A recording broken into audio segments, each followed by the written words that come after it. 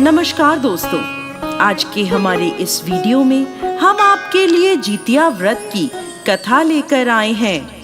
एक समय की बात है, नर्मदा नदी के पास कंचनवटी नाम का एक नगर था।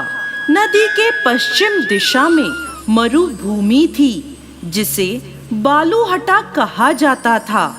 वहाँ विशाल पाकड़ का एक पेड़ था।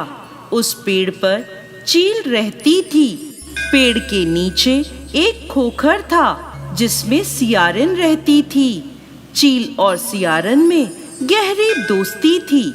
एक बार दोनों ने मिलकर कुछ स्त्रियों को जितिया व्रत करते हुए देखा। तब उन्होंने यह व्रत करने का संकल्प लिया। फिर दोनों ने भगवान ज्योतवाहन की पूजा करने के लिए निर्जला व्रत रखा।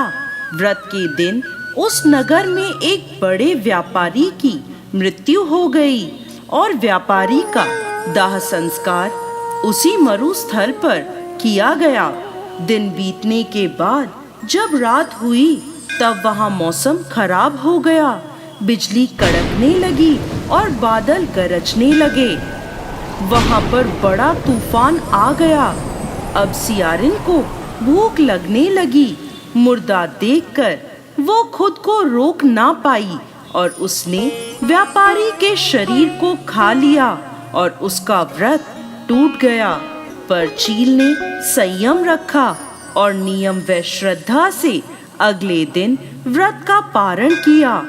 फिर अगले जन्म में दोनों सहेलियों ने ब्राह्मण के परिवार में 2 पुत्रियों के रूप में जन्म लिया।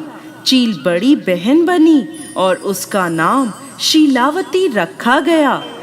शीलावती की शादी बुद्धिसेन के साथ हुई। सियारिन छोटी बहन के रूप में जन्मी और उसका नाम कपूरावती रखा गया। उसकी शादी नगर के राजा मलाईकेतु से हुई। अब कपूरावती कंचनवटी नगर की रानी बन गई। भगवान ज्योतवाहन के आशीर्वाद से शीलावती के 7 पुत्र हुए, पर कपूरावती के सभी बच्चे जन्म लेते ही मर जाते थे। कुछ समय बाद शीलावती के 7 पुत्र बड़े हो गए। वह सभी राजा के दरबार में काम करने लगे। कपूरावती के मन में उन्हें देखकर ईर्ष्या की भावना आ गई और उसने राजा से कहकर शीलावती के सभी पुत्रों के सर कटवा दिए और उन्हें 7 नए बर्तन मंगवाकर उनमें रख दिया और लाल कपड़े से ढककर शीलावती के पास भिजवा दिया।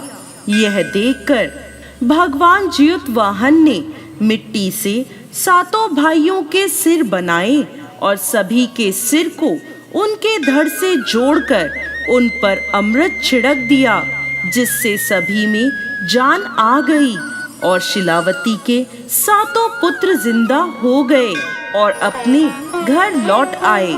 जो कटे हुए सिर रानी ने भेजे थे, वो फल बन गए।